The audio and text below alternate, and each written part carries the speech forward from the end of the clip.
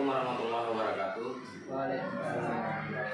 Alhamdulillah rabbil alamin wassalatu wassalamu ala asyrafil anbiya'i wal mursalin wa ala alihi washabihi ajmain amma ba'du. Puji syukur marilah kita panjatkan atas kehadirat Allah Subhanahu wa taala yang mana pada pagi menjelang siang ini kita masih diberi kesempatan untuk bisa berkumpul dalam rangka pemenuhan target KPMM, yaitu penyampaian tentang visi misi sekolah SD Negeri Sulu. Kemudian selawat beriringkan salam dan intinya kita sering mensajikan ke pangkuan Nabi besar Muhammad SAW yang telah membimbing kita untuk menjadi manusia yang berakhlakul karimah. Yang saya hormati Bapak Ibu Dewan Guru, staf usaha yang pada hari ini sudah meluangkan waktunya dalam rangka kegiatan pemenuhan kajian KPMM sebagai penilaian kinerja untuk kepala sekolah yang akan dinilai oleh pengawas. Pada kesempatan ini Bapak Ibu sekalian, yang ingin saya sampaikan adalah terkait tentang perumusan visi dan misi serta tujuan sekolah, yang mana di dalam perumusan visi dan misi ini nantinya sebagai dasar atau tolak ukur kita untuk melakukan pengembangan terhadap tujuan-tujuan akhir dari sekolah kita ini. Oke, next. Maksud dan tujuan dari penyampaian visi dan misi sekolah ini adalah yaitu visi dan misi sekolah akan kita rumuskan dalam rangka pelaksanaan observasi pengelolaan PMM, kinerja kepala sekolah dan atasan yang seyogianya kegiatan ini akan dilaksanakan secara luring, namun karena mengingat medan dan kondisi kita di sini agak sedikit sulit, jadi untuk itu saya coba melakukan penyampaian visi misi ini semi daring, yang mana kegiatan kita nanti akan kita kirimkan berupa video kepada Bapak Pengawas. Visi misi dan prioritas satuan pendidikan yang berpusat pada peningkatan kualitas pembelajaran. Dengan adanya visi dan misi yang akan kita rumuskan nanti, apabila nantinya sudah terrealisasi, tentu pelaksanaannya, implementasinya akan kita laksanakan di sekolah, yang mana tujuan akhirnya untuk meningkatkan kualitas pembelajaran bagi peserta didik kita Bapak Ibu sekalian. Oke, lanjut. Sedikit penyampaian tentang pengertian visi dan misi. Visi dan misi sekolah merupakan komponen utama atau komponen yang sangat penting dalam memandu arah dan tujuan sebuah lembaga pendidikan. Jadi sebagai peta, tempatnya sebagai peta yang mana peta itu sebagai petunjuk kita untuk menjalankan proses pembelajaran yang ada di sekolah. Peningkatan mutu dari sekolah kita beranjak dari visi-misi ini Bapak Ibu. Oke, apa itu visi? Visi adalah harapan atau cita-cita yang hendak kita wujudkan seluruh warga sekolah. Itu dimulai dari kita sebagai pendidik di sekolah, kemudian ini akan diterapkan di sekolah yang mana nantinya akan berdampak kepada murid. Lanjut, berarti apa itu misi? Misi merupakan langkah-langkah. Kalau tadi di awal kita sudah ada visinya, tujuan akhir yang akan kita capai. Untuk mencapai tujuan akhir itu tentunya kita ada tahapan-tahapan langkah-langkah yang harus kita lalui secara terstruktur, sehingga visi itu dapat tercapai sebagaimana yang diharapkan. Oke, lanjut berarti untuk profil dan identitas sekolah ini sudah ada di dalam KSP sekarang. Kalau dulu namanya KWSP, yang mana KWSP itu sama bentuknya dengan KSP sekarang, hanya KSP berubah di nomenklaturnya saja berubah atau penyebutannya. Dasar-dasar hukumnya aja yang ada tambahan sedikit. Itulah mungkin yang nanti yang sudah selama ini mungkin sudah saya sampaikan, namun tidak secara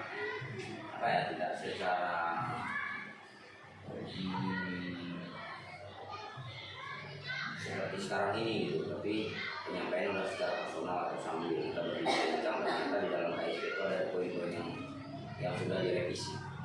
Oke, lanjut Bu.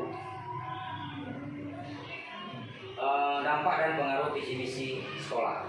Visi dan misi sekolah seperti di awal saya sampaikan tadi adalah fondasi bagi kita dalam mengarahkan arah dan tujuan pembelajaran.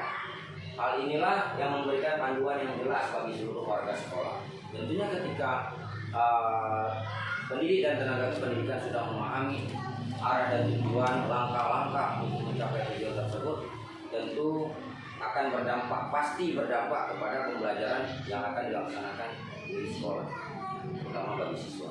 Oke, lanjut Bu. Tujuan dari visi dan misi serta penerapannya. Yang pertama, visi dan misi itu adalah untuk mengarahkan tujuan. Untuk mencapai tujuan, kita tentunya harus memiliki arahnya terlebih dahulu, memberikan arah yang jelas bagi seluruh warga sekolah dan menjadi tujuan yang akan kita harapkan atau kita inginkan. Apa nih yang kita mau dari sekolah kita nanti ke depannya? Seperti apa sekolah akan kita bawa ke depannya? Jadi kita sebagai arahnya terlebih dahulu. Kemudian meningkatkan dengan visi misi yang menginspirasi, maka warga sekolah akan termotivasi untuk mengembangkan serta meningkatkan kompetensinya dalam mewujudkan visi dari sekolah yang sudah kita gagas nantinya. Kemudian mendorong perbaikan yang berkelanjutan. Maksud dari mendorong adalah menjadi dasar untuk melakukan perbaikan secara terus-menerus. Namanya sebuah program, tentunya tidak semua berjalan 100% Bapak Ibu sekalian. Tentunya ada kekurangan di sana dan di sini, banyak mengalami kekurangan. Dari kekurangan-kekurangan tersebut, tentunya kita akan melakukan perbaikan-perbaikan yang secara terus-menerus, yang ujung-ujungnya nanti akan memberikan hal-hal yang positif dengan progres yang lebih baik. Kemudian membangun identitas. Dengan visi yang kuat akan menciptakan citra dan identitas sekolah yang dapat dikenali publik, halayak ramai, ataupun kalau di lingkungan kita, warga sekitar, stakeholder yang ada, baik itu pemerintah desa, kemudian masyarakat kampung dan sebagainya. Oke Bu, lanjut. Komponen visi dan misi. Yang pertama, di dalam visi misi tersebut ada tujuan strategis. Tujuan ini kita rumuskan untuk jangka panjang. Lanjut, ada nilai-nilai luhur. Visi misi sekolah mencerminkan nilai-nilai luhur seperti yang termuat dalam, kalau sekarang kan kita sedang mendengungkan profil pelajar Pancasila. Jadi di dalam itu ada beberapa dimensi. Dimensi mana yang mau kita munculkan di dalam profil pelajar Pancasila itu juga harus termuat dalam visi misi yang akan kita rumuskan. Kemudian keunikan. Visi misi sekolah sebaiknya menjadi ciri khas atau keunikan yang membedakan sekolah dari lembaga sekolah lain atau dari sekolah-sekolah lainnya. Tentunya visi misi setiap sekolah atau lembaga mempunyai visi misinya masing-masing. Namun ada poin keunikan yang harus memang menjadi pembeda bagi sekolah kita. Kalau di dalam bahasa pembelajaran mungkin kontekstual yang dekat dengan keseharian kita di sini. Lanjut ke landasan. Visi misi harus memberikan landasan yang kokoh untuk berkelanjutan dari pengembangan sekolah di masa depan, baik dari segi akademik, keuangan maupun infrastrukturnya. Begitu juga mungkin tidak terangkum semua, di dalamnya juga sumber daya manusianya, baik itu dari tenaga pendidikan sampailah kepada siswanya. Oke, lanjut Bu. Proses penyusunan visi misi. Yang pertama, kita harus menganalisa atau menganalisis apa nih kebutuhan kita. Kebutuhan kita yang tadi apa nih? Kemudian kondisi tantangannya. Jadi ada tiga yang harus kita analisis di tahap awal dalam menyusun visi misi sekolah. Kemudian merumuskan cita harapan atau keinginan kita ke depannya nanti, yang menjadi visi jangka panjangnya. Kemungkinan visi itu tidak akan berubah, bisa dua periode dalam akreditasi sekolah, bisa jadi tidak begitu banyak mengalami perubahan. Bisa jadi misalnya kalau memang mau dirubah pun tunggulah habis satu prioritas akreditasi terlebih dahulu. Misalnya jangka akreditasi berapa, 6 atau 5 tahun. Nanti setelah itu baru kita melakukan evaluasi lagi untuk melihat di mana kelemahan dan kekurangan, sehingga bisa melakukan perbaikan di tujuan visi misi ke depannya nanti. Kemudian menyusun langkah strategis berdasarkan visi yang jelas. Sekolah menyusun misi atau langkah-langkah strategis yang akan dilakukan untuk mewujudkan visi kita tadi. Kita mempunyai tujuan, tentunya ada upaya yang kita lakukan untuk mencapai tujuan tersebut. Lanjut, Bu. Kekuatan dalam penerapan visi misi sekolah. Yang pertama, lokasi sekolah yang strategis. Kita harus melihat dulu teritorial sekolah kita, lokasinya tadi. Kemudian sarana prasarana sudah sesuai atau belum sesuai dengan standar SPM ya Pak. Di dalam SPM standar pelayanan minimal. Kemudian sumber daya manusianya, SDM-nya sudah sesuai dengan standar atau belum memenuhi standar. Kemudian keterlibatan aktif orang tua peserta didik terkait perkembangan belajar anak. Ini di poin yang keempat ini tentunya ada kolaborasi atau hubungan baik antar pihak sekolah, terutama dalam hal ini wali kelas yang selalu memberikan laporan-laporan kepada wali murid terkait perkembangan pencapaian murid dalam pembelajaran sehari-harinya di sekolah. Iklim sekolah yang kondusif, iklim sekolah yang kondusif di dalamnya mungkin kita tidak ada gangguan-gangguan ataupun misalnya nih ada sering terjadi perkelahian terhadap siswa. Ini juga akan mempengaruhi proses pembelajaran nantinya yang akan juga memperlambat pencapaian visi yang akan kita susun nantinya Bapak Ibu. Oke, lanjut Bu. Kelemahan dalam penerapan visi dan misi sekolah. Yang pertama, kurangnya pemahaman. Tidak semua staf siswa memahami visi misi secara mendalam.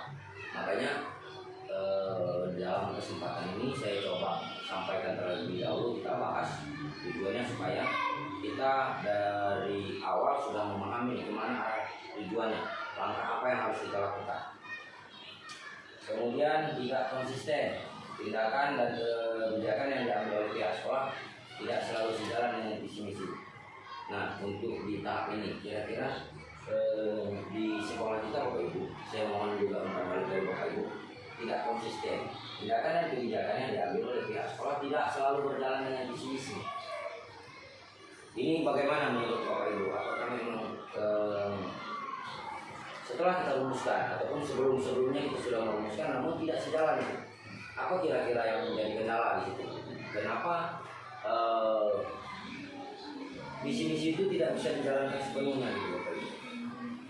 Apa hal yang kira-kira jadi penghambatnya? Saya mohon masukan nih dari Bapak Ibu sekalian. Silakan Pak, Bu yang memberikan masukannya. Saya rasa gini Pak, tidak konsisten tidak jangankan ini kita gini, jangankan menjalankan kebijakan, tidak konsisten, tindakan dan kebijakan yang diambil oleh pihak sekolah selalu tidak sejalan. Gimana mau sejalan? Saya rasa kita pun nggak hafal visi misi kita sekolah sendiri, kita apa. Jadi kita pun jangankan mau menjalankan sesuai visi misi aja pun merasa kita nggak hafal visi misi sekolah kita, makanya kebingungan kan akhirnya menyebabkan kebingungan. Salah satu mungkin yang membuat kebingungan tadi nggak hafal visi misi sekolah, tidak memahami visi misi secara sendiri. Lain ada Bapak Ibu masukan lain? Ini sebagai tolak ukur kita Bapak Ibu.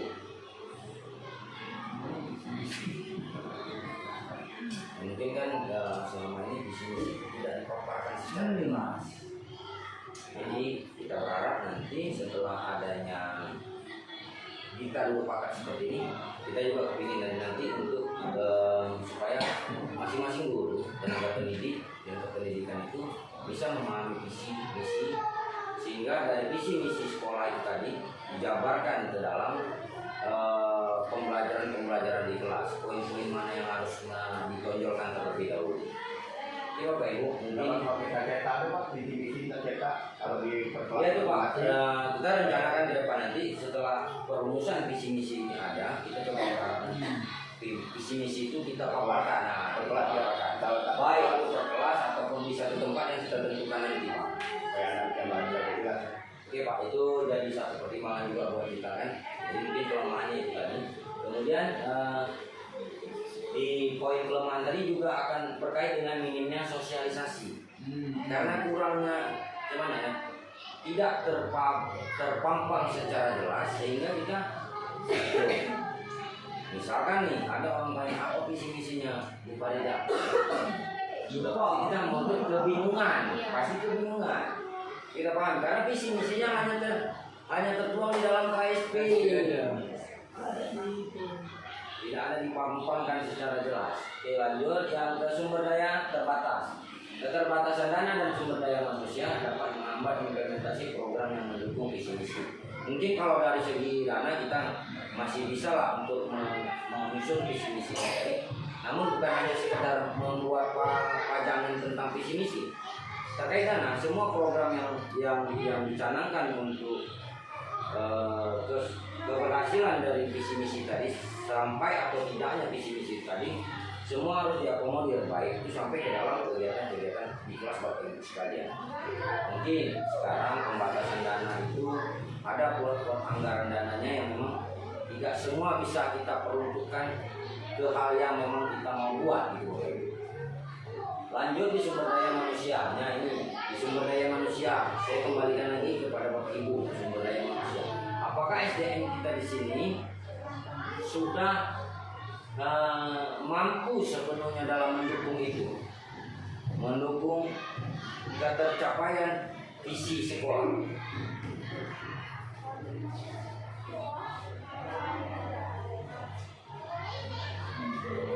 Ya mungkin kalau sepintas kita melihat, kita juga sumber daya manusia ini kita kan tergantung kepada individunya masing-masing.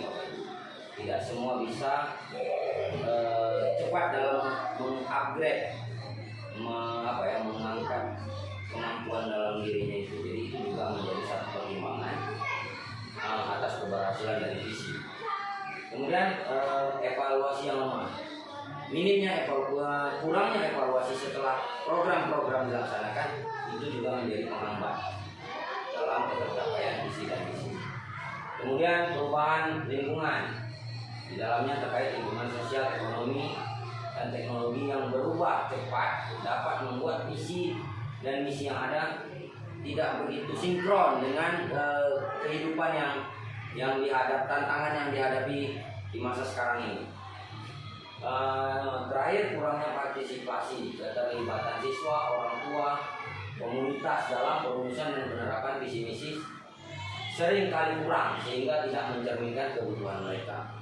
Jadi kan seyogianya visi misi ini disampaikan keterwakilan wali murid atau komite juga harus dihadirkan, keterwakilan desa juga harus dihadirkan. Jadi namun mengingat kondisi yang sekarang memang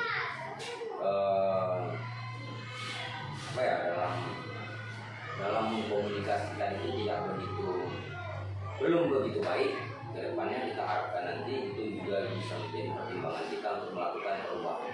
Oke, lanjut Bu. Aspek untuk meningkatkan implementasi visi dan misi sekolah. Yang pertama,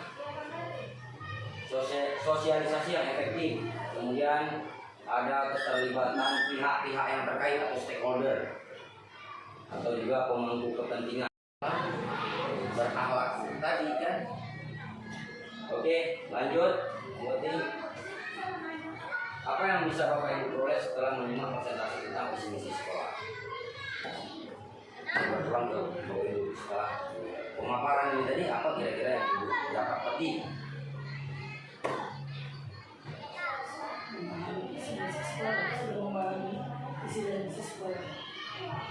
Bu Farida, paling tidak dari pemaparan tadi Bu Farida sudah tergambar nih apa nih tujuan dari visi nantinya. Visinya seperti apa yang kita mau gitu kan. Langkah-langkah untuk mencapai visi tersebut kita sudah tahu nih. Itu untuk mencapai visi yang ini kita harus mengikuti langkah-langkah yang ini. Dalam pembelajaran juga harus kita laksanakan. Oke ya Bapak Ibu, lanjut Bu Wati. Jadi mungkin sekian pemaparan dari saya terkait penyampaian program visi misi kita yang untuk kedepannya di tahun ajaran 2024-2025 nanti. Mungkin dalam penyampaian ini tidak begitu